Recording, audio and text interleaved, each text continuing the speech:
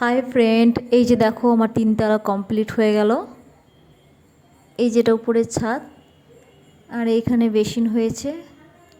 আর আজকে হচ্ছে পুজো, আমার বাড়িতে আজকে হচ্ছে নারায়ণ পুজো। আর এটা একটা টেবিল বানিয়েছি, বাবা এখানে বসে আছে, ঠাকুর মশাই চলে এসছেন। এখন পুজোর জোগাড় চলছে, 2 ভাই বউ এসছে আর 2 ননদ এসছে। আর তোমাদের দাদা এই গেটে একটা মালা লাগিয়ে দিল। এক সাইডে বজরংবলী আর এক সাইডে রামচন্দ্রের ছবি লাগিয়েছি, মানে টাইলসের। কেমন লাগছে তোমরা অবশ্যই কমেন্টে জানিও। আমার ঠাকুরঘর কেমন হয়েছে তোমরা কিন্তু অবশ্যই আমায় কমেন্টে জানিও।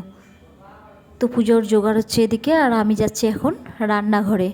রান্নাঘরে ঠাকুরমশাই রান্না করছেন খিচুড়ি, সবজি, বেগুনি, আর শেষ পাতে ছিল দই দানা।